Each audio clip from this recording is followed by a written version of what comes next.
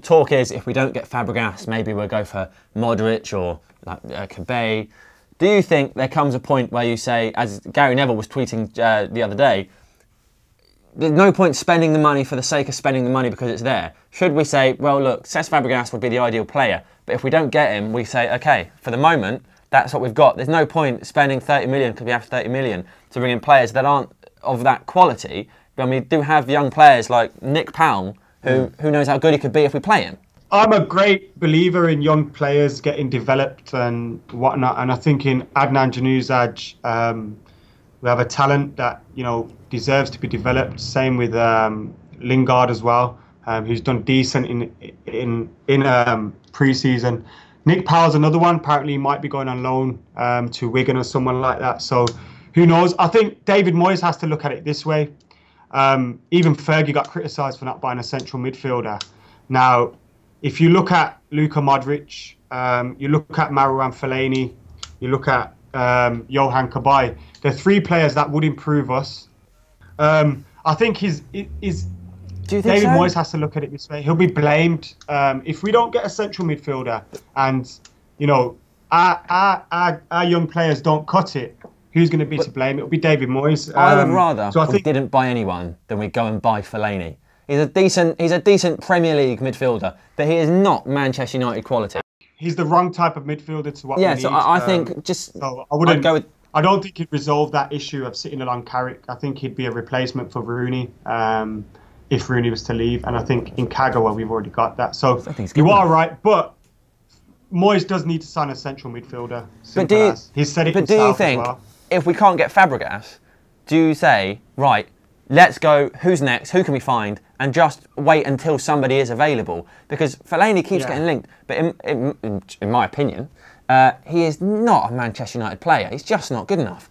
And it is a bit of a scattergun approach, isn't it? Like where do you just say we need a midfielder, let's go and buy one? Or do you say, well, you know what, we couldn't get Fabregas, but we're not mad, we're not Arsenal, we're not just going to spend on the last day of the transfer window because we can. Do we say, right, Tom Cleverley is a good player. Anderson, if he can stay fit, could be brilliant. We've got Carrick, we've got Kagawa. Let's see what happens. I think that has cost us though. Fergie's support of those players, Fletcher, Anderson especially. You can't really say Cleverley's not had much of an opportunity. He's had a year or so. He's done well. He's not quite. He's done well, but reached the heights of potential. I think Fergie's reliance on them players has cost him somewhat in the central midfield area, and I think David Moyes is in a position now where he's going to be under high. He's going to be scrutinised at every turn he does. Every mistake he makes, he's going to be scrutinised. And I think that will force him to act in the market. And I think that will force him to buy a central midfielder. Either way you look at it, Luka Modric is an improvement of what we've got. And I'd take him. You're right with Fellaini, Cabaye. They may not be the right players. So you are right. Don't splash out if they're not the right players. Fergie was a big believer in value in the market. And I think we do need to look at value.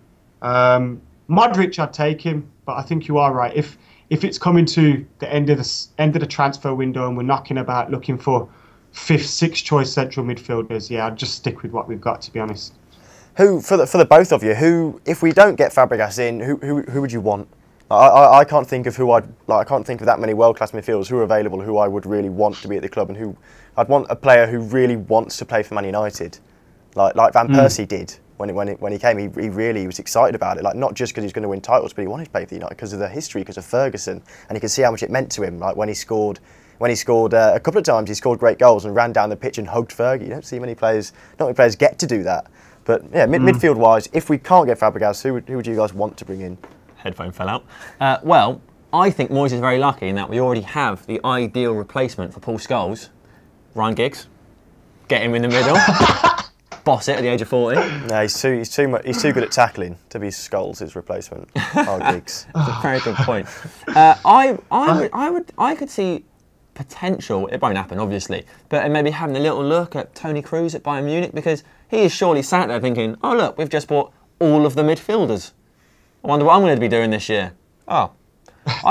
Maybe just see how you feel. Give him a little poke. I mentioned it in a 3 in 3 out. I like Gundogan. Yeah, I think so too. But I think Dortmund would pull our pants down over him if we tried to get him, to be honest. So all these players are just transfer sagas. It does my I just want September 2nd to be here. Yeah, that's how I feel. It's a nightmare. Just who we got, that's where, boom, let's move on. Adam, thank you very much for talking to us. Guys, let us know what you think about everything we've been rambling about. Put your comments below. Fabregas, Nani especially, Welbeck. Let us know what you think, who you agree with, who you disagree with. Ultimately, there's probably an issue that at Man United, we love all our players so much that nobody wants any of them to leave. And we'd like to have a squad of about 80. Let us know what you think. Thank you very much. That was us talking about transfers and that. My name's Steve Roberts from a YouTube channel called STR Skill School. I've been asked by the Full-Time Devils to recreate some skills from Man United players, past and present, for you. Paul Scholes scores goals. Well, he did, but in this video, we're going to show you how to spank the ball with power and accuracy.